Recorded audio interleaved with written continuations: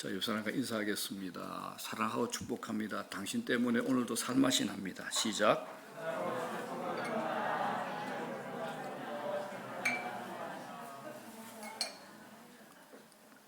자, 오늘 지금 앞에 누워 있는데 우리 은사하고 뒤에 있는 하율이 최고의 예배자들을 위해서 우리 축하와 축복 박수 부탁드립니다. 은세가 궁금한 건 하율이 오빠예요. 그리고 우리 청년들, 예배 감사함들 청년들 위해서 격려와 축복 박수 부탁드립니다. 예, 감사합니다. 골라 믿던 신앙에서 벗어나기라는 제목으로 말씀 전합니다. 자, 오늘 질문으로 설교를 시작할까 합니다. 여러분들은 지금 믿고 있는 이 복음의 진리가 여러분의 머리에 있는 것 같습니까? 아니면 가슴에 있는 것 같습니까? 머리입니까? 가슴입니까? 쉬운 말로 하나님께서 여러분 머리 안에 있나요? 아니면 하나님께서 여러분 가슴에 좌정하고 계시면서 여러분들과 교제하고 동행하고 계십니까? 의외로 많은 크리스천들이 하나님을 이해하고 믿고 있다고 확신합니다. 믿지 않았다는 것 아닙니다. 그런데 하나님을 믿는 것이 머리에서 가슴으로는 움직이지 못한 것 같습니다. 지성과 믿음으로 삶의 현장에서 살아내는 실력 사이에 커다란 틈이 있다는 거죠. 그러니까 삶의 현장에서 우리의 믿음이 실력으로 드러나지를 않는 겁니다. 자, 이 사실을 청교도 천재신학자 조나단 에드워드 목사님이 이렇게 얘기를 합니다. 머리로는 꿀의 달콤함을 알았지만 실제로는 그 달콤함이 입안에서 터져나오는 것을 경험하지 못했다라고 비유로 얘기를 합니다. 머리로는 그 꿀 참 달콤해 알죠. 그런데 실제로는 그 달콤함이 입안에서 팍 하고 터져나오는 것을 경험하지 못했다라고 얘기를 합니다. 자, 그렇다면 여러분들은 하나님으로 인한 기쁨, 하나님으로 인한 설레임, 하나님으로 인한 기대감이 여러분들 마음속에 있습니까? 그래서 오늘은 하나님을 머릿속이 아니라 마음에 모신 자의 삶이 왜 얼마나 위대한 인생을 살 수 있는가를 성경 말씀을 통해서 오늘 말씀을 통해서 살펴보고자 합니다. 자, 오늘의 이 이야기, 오늘의 본문은 예수님께서 가버나움이라는 동네에 들어가셨는데 한 백부장이 예수님을 찾아오는 것으로 이 이야기가 시작이 됩니다. 자, 그런데 이 이야기 속에 놀라운 것은 백부장이 예수님을 찾아온 이유가 자신의 문제 때문이 아니라 자신이 데리고 있는 하인이 중풍병에 걸려서 고통하는 것을 보고 그 하인의 문제로 예수님을 찾아오게 된 겁니다. 백부장이 어떤 직업일까요? 백부장이니까 말 그대로 100명의 군사를 거느리고 있는 당시 세계 최강 로마 군대의 장교가 됩니다. 자, 6절 보십시오. 백부장이 예수님께 이런 말을 합니다. 주여, 내 하인이 중풍병으로 집에 누워 몹시 괴로워하나이다. 자, 여러분 이걸 보면 백부장이 어떤 사람인지 알 수 있습니다. 백부장은 하인에 대해서 긍휼의 마음을 갖고 있는 겁니다. 건강한 삶을 사는 사람들의 특징이 있죠. 다른 사람을 향한 긍휼의 마음이 있습니다. 긍휼의 마음이 있습니다. 그런데 병든 사람은 다른 사람에게 관심 없습니다. 다른 사람에게 관심이 없는 이유가 뭡니까? 내가 힘들고 아프니까 관심을 갖지 못하는 겁니다. 자신의 아픔에 파묻히는 거죠. 그래서 다른 사람에게 긍휼의 마음을 가질 여력이 없다는 겁니다. 그건 육체적인 병일 수도 있고 정신적인 병일 수도 있습니다. 또 내가 너무 바쁘게 살면 다른 사람이 보이지 않을 수 있습니다. 요사이 우리들 굉장히 바쁩니다. 바쁘면 길을 가다가 누군가가 들어 누워 있어도 그 사람이 아픈지 죽었는지 배가 고파서 누워 있는지 관심도 없습니다. 또 바쁜 사람은 또 다른 특징이 있죠. 자기 중심적입니다. 바쁘게 살아가는 현대인은 내게만 관심을 집중하고 살아갑니다. 내 일만 잘 되면 되지, 우리 가정만 문제 없으면 되지, 다른 사람이 어떻게 되는지, 이웃이 어떻게 되는지 별 관심 없습니다. 기도해도 자기 문제만 붙들고 자기 것만 가지고 기도합니다. 다른 사람을 위해 기도할 여력이 없다라는 겁니다. 자, 그런데 오늘 백부장은 자기 문제가 아니라 자기 문제로 주님을 찾아온 것이 아니라 다른 사람의 문제를 가지고 주님을 찾아왔습니다. 백부장은 해야 될 일이 많은 사람입니다. 자신의 일을 돕기 위해서 하인이 존재하는데 그 하인이 중풍병으로 누워버렸으니까 자신이 불편하죠. 어려움을 당했을 겁니다. 당시에 여러분 하인을 지금으로 생각하면 안 됩니다. 2000년 고대 사회니까 당시의 하인은 주민등록 없습니다. 호적 초본 없습니다. 인격적인 인간적인 대우 못 받습니다. 사고 파는 물건 정도입니다. 그냥 주인이 죽여도 아무 문제가 안 되는 이 정도가 바로 하인입니다. 당시에 백부장이라면 자기의 하인 고통받는 건 모른 체 하는 건 당연합니다. 아픈데 자신이 일 돕지 않는다고 화를 내고 쫓아내도 하인이 불평할 수 없는 겁니다. 그런데 이 백부장은 자기의 종이 중풍병으로 집에 누워 몹시 괴로워한다고 하며 그의 고통에 주목하고 있는 겁니다. 자, 여러분, 우리는 내 문제만 해결되면 행복할 것이라는 생각을 자주 그리고 많이 합니다. 그런데 여러분 그렇지 않습니다. 인간은 의미를 추구하는 존재입니다. 가치를 붙잡고 의미를 위해 살 때 행복이 우리에게 오게 되어 있습니다. 단순히 내 문제가 해결되는 것으로 1차원적으로 끝나는 게 아니라 내가 하고 있는 일에 가치를 느껴야 됩니다. 내가 하고 있는 일에. 마더 테레사 아시죠? 인도 캘커타에서 고아 중에서도 그냥 일반적인 고아 아닙니다. 죽기 직전에 아이들을 돌보는 사역을 했습니다. 얼마나 힘들었을까요? 죽기 직전에 아이니까. 물어볼게요. 마더 테레사가 불행한 삶을 살았을까요? 행복한 삶을 살았을까요? 그녀는 행복한 삶을 살았습니다. 그 어떤 것과도 바꿀 수 없는 행복을 느꼈다라고 고백을 하죠. 자, 그러면 마더 테레사가 행복한 삶을 살았던 이유는 많은 사람에게 사랑을 받았기 때문입니까? 아니면 자신이 사랑할 사람이 많이 있었기 때문입니까? 어느 쪽인가요? 자기가 많은 사람에게 사랑을 받았기 때문입니까? 아니면 자신이 사랑할 사람이 많았기 때문입니까? 후자죠. 많은 사람에게 사랑을 받았기 때문에 행복한 것은 아니었습니다. 이게 무슨 말이냐? 내 배가 채워져서 행복한 것은 아니라는 겁니다. 내가 사랑할 사람이 많았기 때문에 행복했다라고 마더 테레사가 고백합니다. 단순히 내 문제가 해결되고 내 배가 채워져야 행복한 것은 그런 것은 사람이 아니라는 겁니다. 인간이 아니라는 겁니다. 그것이 인간의 행복 조건은 아니라는 겁니다. 인간은 자기 일을 하면서 존재의 이유, 가치를 붙잡게 될 때 행복을 가지게 됩니다. 이 백부장이 하인의 고통에 깊은 관심을 가졌습니다. 사랑이 뭡니까? 이웃의 고통에 관심을 가지던 그때부터 사랑이 시작이 됩니다. 오늘 여러분들 중에 너무 힘들어서 예배에 나왔습니다. 이런 분이 있을 겁니다. 그런데 내가 당하고 있는 이 고통을 이겨낼 수 있는 비결은 나보다 더 큰 고통을 당한 사람을 만나고 돕는 겁니다. 고난이 있을 때는 세상에 나보다 더 어려운 사람은 없을 거라고 생각이 되는데 나보다 더 몇 배로 고통 속에 사는 사람 많습니다. 오늘 예배 드리러 왔다가 옆에 앉아있는 사람이 힘들게 있는 것 보고 그 사람 붙잡고 그 사람을 위해서 진심으로 마음으로 기도해 줄 수 있다면 하나님께서 내 문제를 해결해 주고 해결을 안 해주고 이걸 떠나서 그런 영성이라면 그 사람의 영혼 아주 건강한 겁니다. 아주 건강합니다. 그런데 옆 사람이 내 눈에 들어오지 않는다. 내 고통에서 자기 고통에서 아직 빠져나오지 못한 사람이라는 겁니다.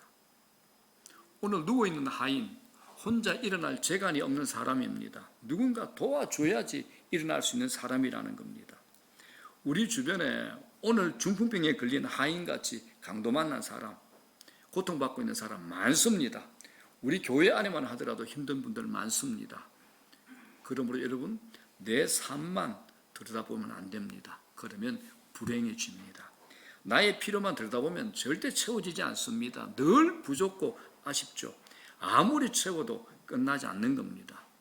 오늘 우리의 문제가 뭡니까? 더 가지고 더 채워져야 행복하다 이렇게 착각하고 사는 것이 오늘 우리의 불행입니다.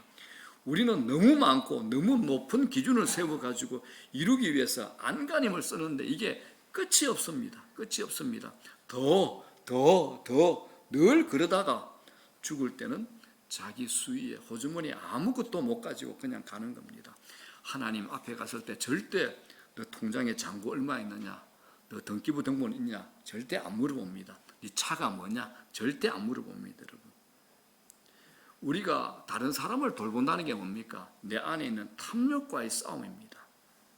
행복은 주변 사람들의 필요를 향해서 달려갈 때 우리에게 찾아옵니다. 자비의 마음, 긍휼의 성품을 갖게 될 때 우리에게 행복이 찾아옵니다. 주님께서도 군중을 보면서 항상 안타까워하셨죠. 예루살렘을 보면서 울기도 하셨고 목자 없는 양이 유리하는 것을 보시고 민망히 여기기도 하셨습니다. 저희 교회에 이제 중년을 지나는 분들이 많습니다. 중년의 시기에는 위기가 있죠. 그동안 열심히 살아왔는데 뭔가 빠진 것 같고 자신이 무엇 때문에 무엇을 위해서 살아왔는지 공허하고 만족과 기쁨이 안 생기는 겁니다.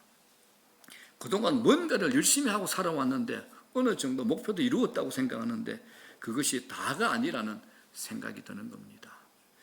인간이라면 누구나 그런 마음이 들게 되어 있습니다. 의미를 찾고 싶은 겁니다. 인간은 의미를 찾아야 살맛이 나게 되어 있습니다. 그 의미는 나만을 위해서 사는 것이 아니라 내 존재를 통해서 누군가를 섬기고 그 섬김을 통해서 얻어지는 존재의 가치가 내게 있어야 됩니다. 인생 후반전을 다룬 아주 좋은 책이 있습니다. 밥 버포드의 하프타임이라는 책에 보면 이런 내용이 나옵니다.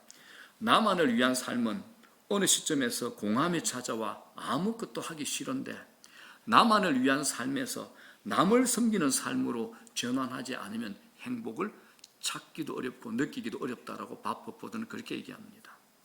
그래서 인생의 단계마다 여러분 업그레이드 하셔야 됩니다. 다른 사람의 인생 세워주고 다른 사람을 섬기는 것에 관심을 두셔야 됩니다. 교회 안에서 봉사하고 섬기는 것들이 우리 인생에 아주 큰 힘이 됩니다.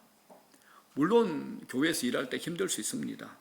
먹고 살기 바쁜데 교회 일도 해서 섬겨야 되고 그리고 고민하고 갈등도 생기기도 합니다. 내가 생업을 위한 일보다도 더 근원적인 이유를 위해서 교회 일에 여러분들 참여하시기 바랍니다.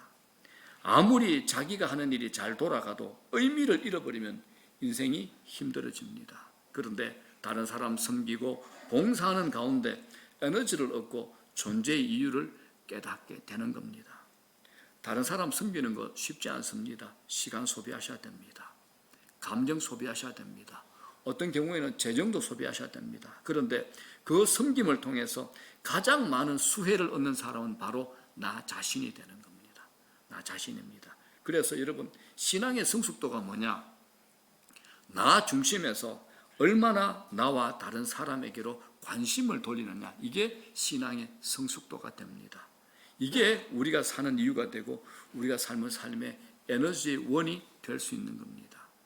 성경에 대표적인 인물이 나오죠.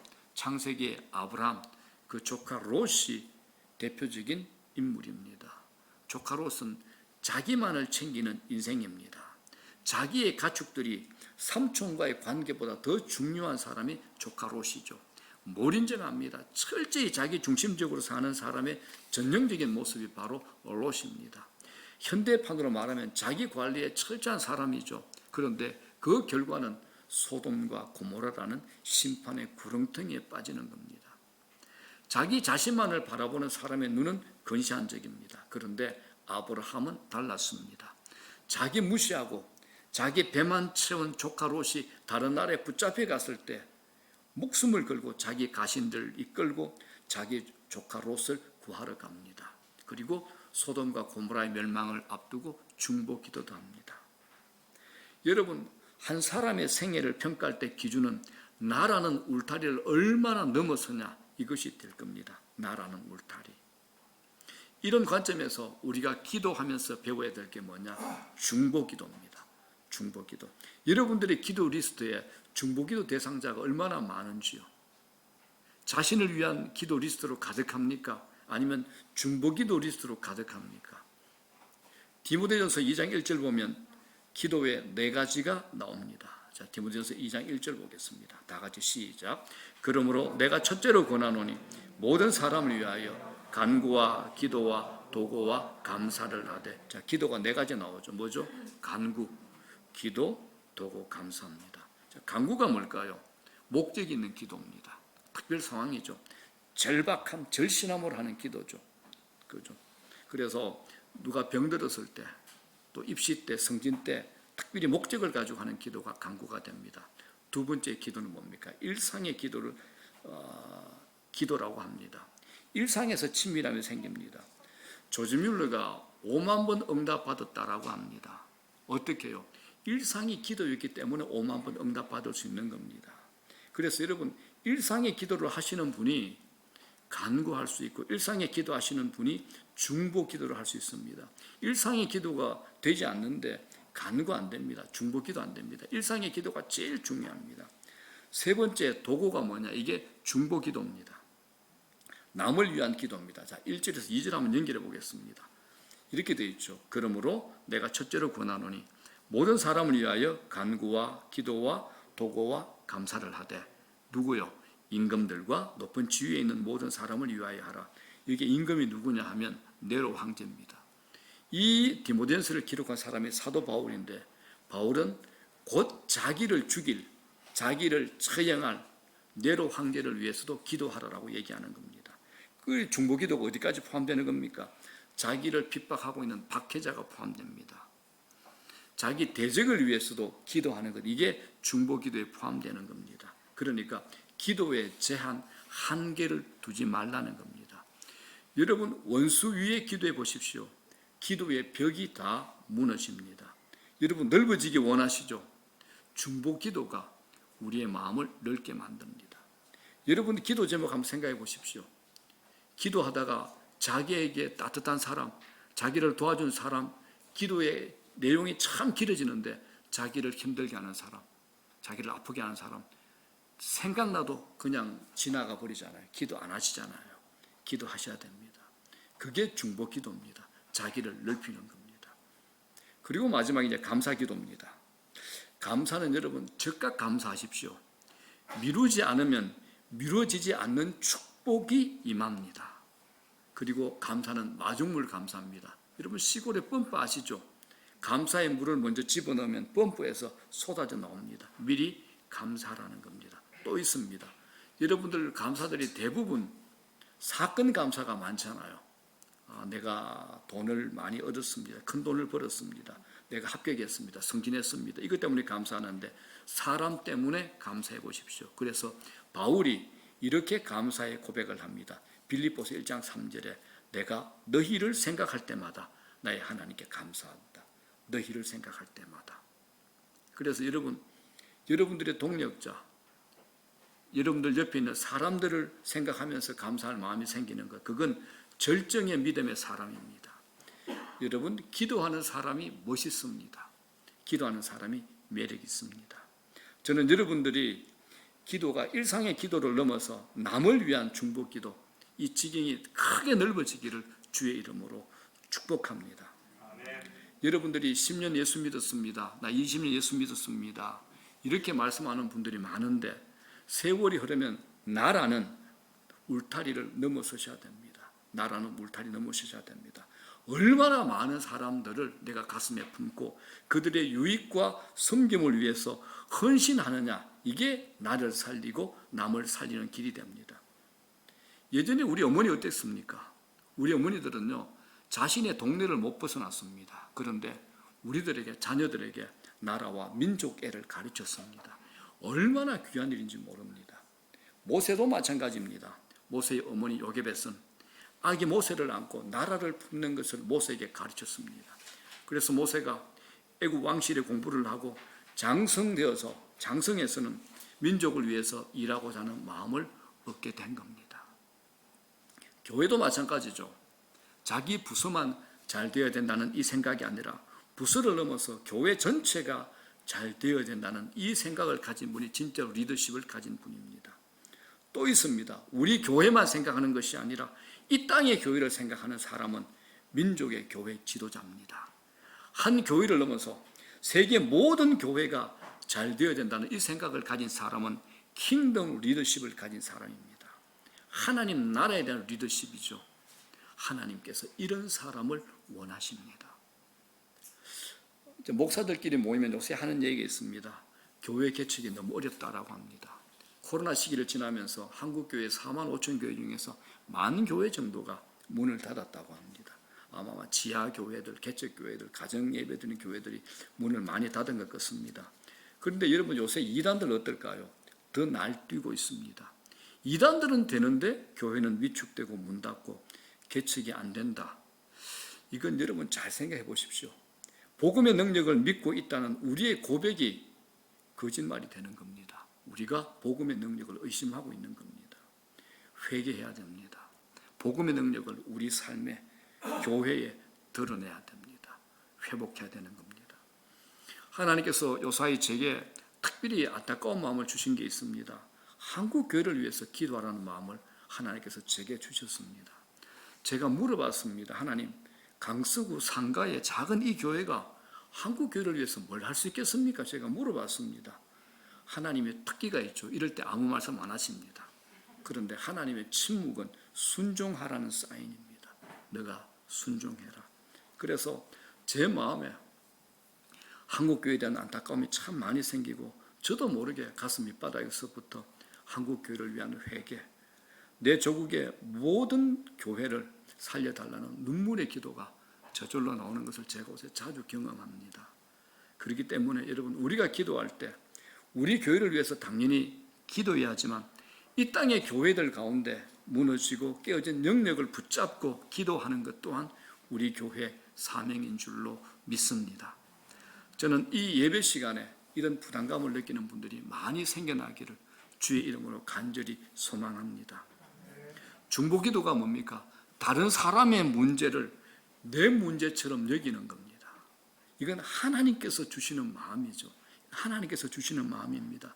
하나님은 당신의 마음으로 당신의 뜻에 따라 기도하는 사람들을 곳곳에 심어 놓으셨습니다. 우리 교회가 특별히 그 사명을 받아서 개인의 기도에도 강렬히 기도하지만은 이 나라, 이 민족, 이 대한민국의 모든 교회를 살리는 기도에 불이 붙을 수 있는 교회가 되기를 간절히 소망해 봅니다. 지금은 여러분 한 교회만 살아서는 안 되는 그런 시대입니다. 모든 교회가 다 살아나야지 이 민족이 소망이 있습니다. 대한민국의 모든 교회가 다 살아나야 됩니다. 본문에 백부장의 믿음으로 하인이 낳는 장면이 등장합니다. 중풍병자 스스로 주님 앞에 가지 못합니다. 전적으로 주인의 믿음 덕분에 하인이 낫게 된 거죠. 이건 중풍병자에만 해당하는 말씀이 아니라는 겁니다. 우리 모두 마찬가지입니다. 우리가 예수 믿고 구원받은 것, 내 힘으로 얻은 건 아니잖아요. 누군가 먼저 하나님의 은혜가 있었지만 누군가 나의 구원을 위해서 끊임없이 기도했고 나를 이끌어 주셔서 우리가 이 자리에 있게 된 겁니다. 우리 민족 마찬가지 아닙니까? 마치 중풍병자처럼 두루누워 있던 민족이 이 대한민국 민족 아니었습니까? 소망이 없었던 동방의 언둔한 조그만 나라가 바로 이 대한민국이었습니다. 그런데 누군가가 이 민족을 위해서 기도했고 믿음으로 이 민족 안으로 들어와서 손을 내밀어서 구원의 길로 이끌어준 백부장과 같은 사람들이 있었기 때문에 우리가 지금 이렇게 살고 이렇게 예배드리고 자유하고 있는 겁니다. 우리도 중풍병자처럼 누워있는 주변의 사람들과 교회들과 나라들을 위해서 백부장의 역할을 해야 할 겁니다. 백부장의 역할을 해야 됩니다. 그들은 스스로 일어날 수 없습니다. 이런 말씀을 듣다 보면 자기의 문제가 너무 커 힘들어하는 분들에겐 너무 먼 이야기로 들릴 수 있습니다. 그러나 우리 모두가 완벽해져서 갖춰져야 그런 일을 할 수 있는 건 아니라는 겁니다. 만약 1885년에 우리나라에 들어온 아펜젤러나 언더우드 같은 선교사들이 자기 나라 미국의 복음화가 다 이루어지고 자신들의 신앙이 만족스러워질 때까지 성숙할 때까지 기다렸다면 우리나라에 안 왔을 겁니다. 오지 못했을 겁니다.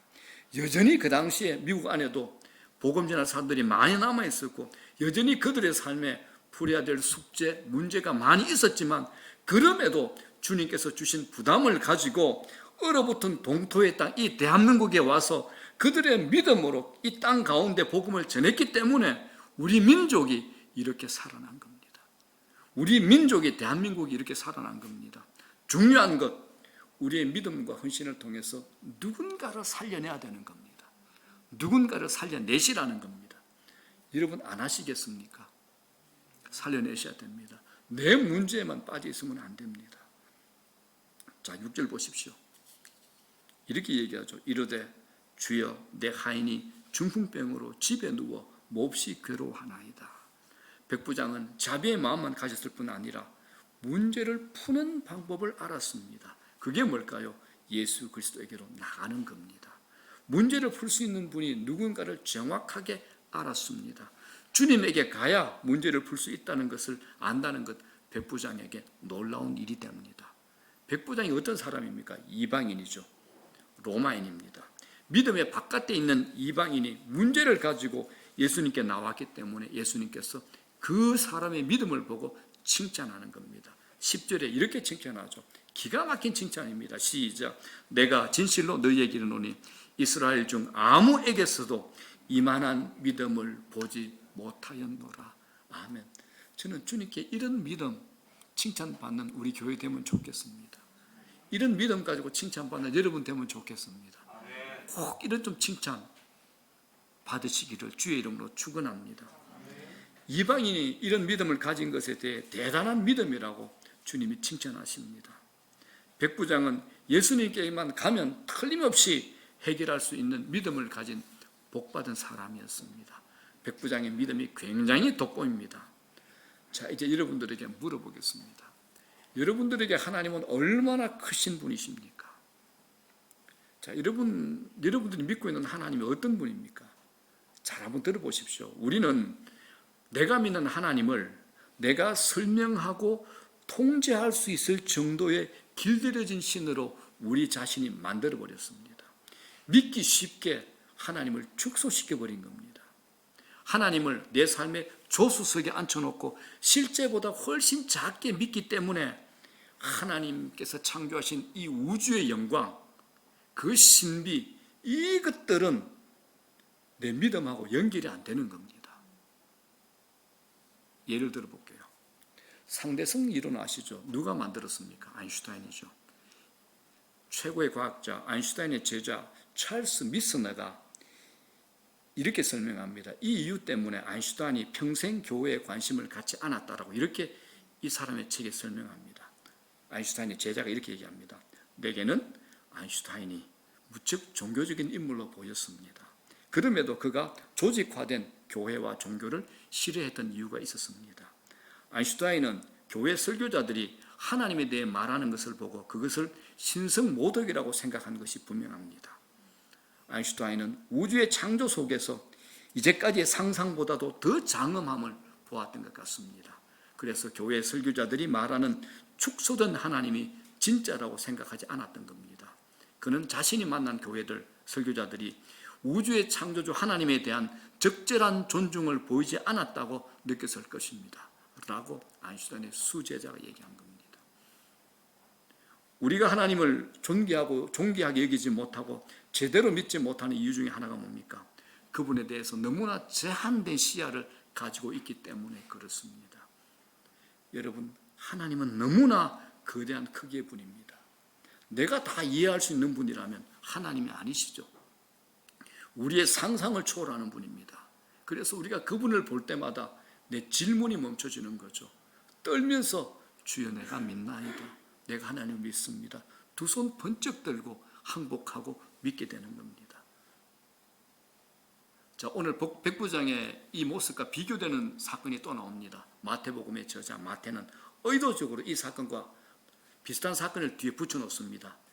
백부장이 아니라, 이방인 백부장이 아니라 당신의 제자들의 사건을 이렇게 우리에게 붙여놓고 설명합니다.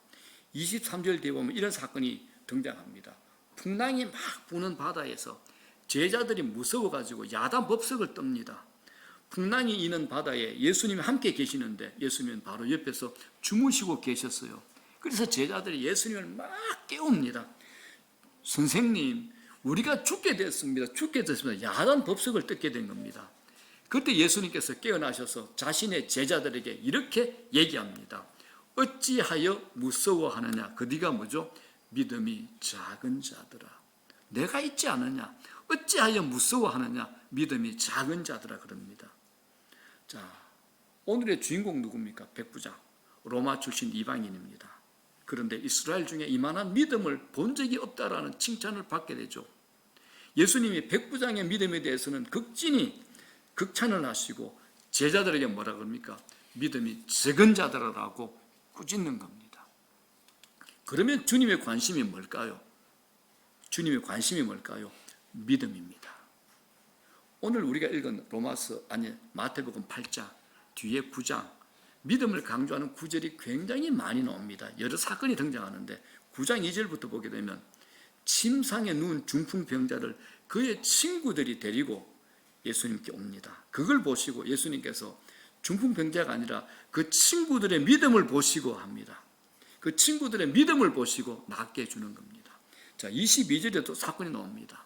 혈루증입니다. 하혈을 하는 여인이 주님의 옷만 만져도 내가 낫겠다 이 마음이 생겼습니다. 그래서 그 옷을 만졌죠. 그랬더니 주님이 그 여자를 향해 이렇게 얘기합니다. 딸아, 안심하라. 네 믿음이 너를 구원하였다. 네 믿음이 너를 구원하였다.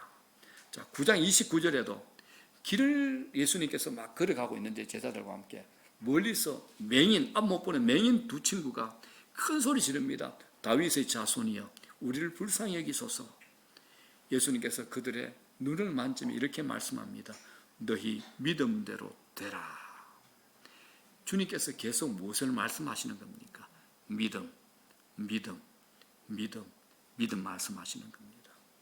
여러분, 주님은 사람을 분류하실 때 이스라엘 사람이냐 이방나라 사람이냐 이렇게 보지 않습니다. 이스라엘 중심으로 사역하셨지만 그 안에서도 사람을 보는 기준은 딱 하나입니다. 뭡니까? 믿음이 있느냐 믿음이 없느냐입니다. 오늘도 마찬가지입니다. 우리가 기도할 때 우리 믿음 보시고 네 믿음대로 될지어다 라고 주님이 말씀하시는 겁니다. 여러분들에게 이 믿음이 있습니까? 자, 사랑하는 여러분, 오늘도 주님 말씀만 하시옵소서라는 믿음을 가지셔야 됩니다. 이 말씀은 천지를 창조하신 위력 있는 말씀입니다. 말씀이 곧 능력이고 하늘의 권위가 됩니다. 우리는 이렇게 주님을 믿어야 할 줄로 믿습니다. 믿음이 있으면 간단합니다. 확신에 차고 인생을 피곤하게 살지 않게 됩니다. 백부장은 복음과는 거리가 먼 곳에 있는 사람인데 놀라운 믿음의 세계 안에 들어와 있습니다. 내 신앙 영수, 경력 자랑하면 안 됩니다. 먼저 된 자가 나중되고 나중된 자가 먼저 됩니다. 우리가 주님 앞에 갔을 때 주님께서 너 교회 몇 년 다녔냐? 절대 안 물어볼 겁니다. 너 권사니 집사니 안 물어볼 겁니다. 너 나하고 얼마나 친밀한 시간을 보냈냐? 여러분들 천국 가서 주님 만났을 때 주님 손잡고 아이고 주님 목사님을 통해서 말씀 많이 들으셨습니다. 이렇게 얘기하면 곤란합니다. 제 핑계 대시면 안 됩니다. 제가 평소에도 주님을 얼마나 사모했는데요. 이런 믿음을 가지셔야 됩니다. 지금 여러분 한국보다 복음이 더 강력하게 일어나고 있는 나라들 많습니다. 세계 최대 이슬람 국가 인도네시아 수마트라라는 섬 안에는 10,000명이 넘는 교회가 몇 교회나 된다고 합니다. 오늘 본문 13절에 주님은 가라 네 믿음대로 될지어다 라고 곧바로 선포하십니다. 주님께서 백부장의 믿음으로 그의 하인이 낫게 하는 기적을 베푸신 겁니다. 믿음이 역사를 일으키는 줄로 믿습니다. 그렇다면 우리는 문제를 안고 하나님께 믿음으로 나가야 됩니다. 하나님께 믿음으로 나가셔야 됩니다. 분명히 확신하는 것은 모든 문제 해답은 하나님이 쥐고 계신다는 겁니다. 중요한 것은 믿음이 됩니다.